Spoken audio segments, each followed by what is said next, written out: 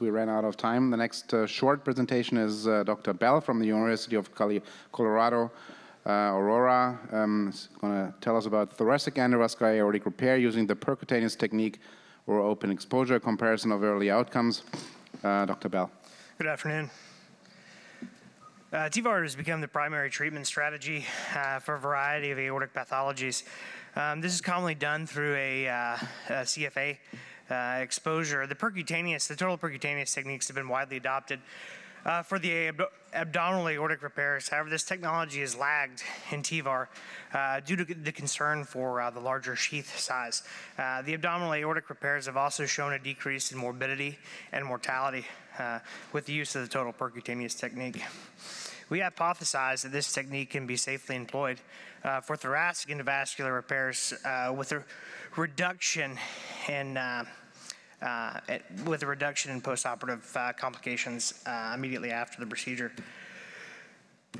We looked at 69 patients, 40 of which underwent the percutaneous technique, and all patients either had a preoperative CTA, pelvic angiogram, and received a preoperative ultrasound.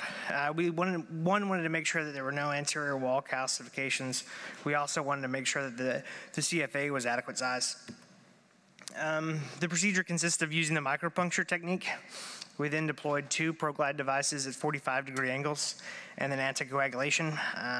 We then dilated a 24 French sheath, and then after the procedure, we closed both ProGlide percutaneous preclosure devices, checked for distal pulses prior to administering protamine. There were no difference in patient comorbidities or the underlying pathology. You can see with our carotid subclavian bypasses, we're commonly encroaching on the arch.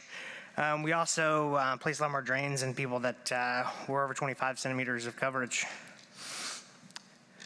And in these techniques, we commonly used, in over 75% of patients, we used at least an 8mm sheath.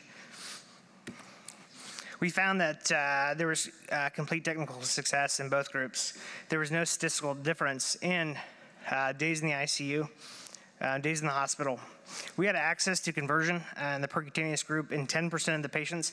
These all occurred in the first third of the patients that we had done, kind of denoting that there was a little bit of a learning curve. After that, we had much more feasibility with that. The wound complications also varied significantly, with up to 20% of wound complications in the open exposure and none in the total percutaneous group, which is consistent with literature. So we can summarize that the total percutaneous technique is safe and can be implemented for the thoracic and larger sheath sizes. And by using this technique, we can reduce early postoperative outcomes. Thank you for the opportunity to present our data.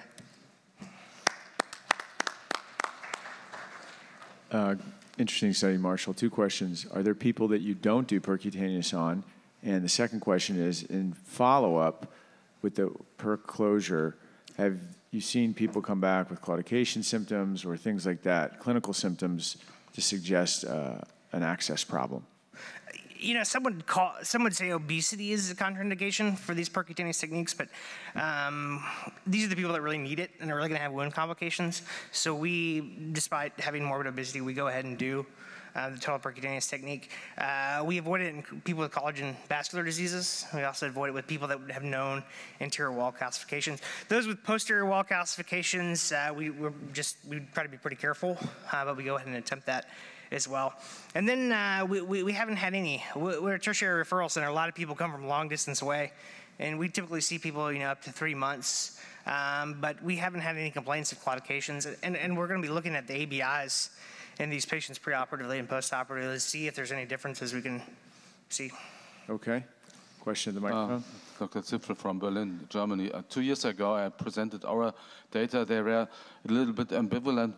There were more patients, but we had also notes really statistical differences. I have one question. Did you had any case where you had to convert the patient from the percutaneous approach to the open, which means that you have to open the groin and do some additional stitches? Yes, we did in 10%, so 4 patients. We did convert. 2 was for hemostasis. I think we hadn't adequately dissected onto the vessel prior to using the devices, and then another were from, we had lost distal pulses after the experiment. Had to go back, shoot a pelvic angiogram, and repair the artery. So these patients are as on an intention to treat basis in the percutaneous group, or did you switch them to the open group and you had to convert them? Well, those patients that we had to convert were in the percutaneous group and were noted the conversion. Okay. Oh, thanks. Yeah, thank you very much. So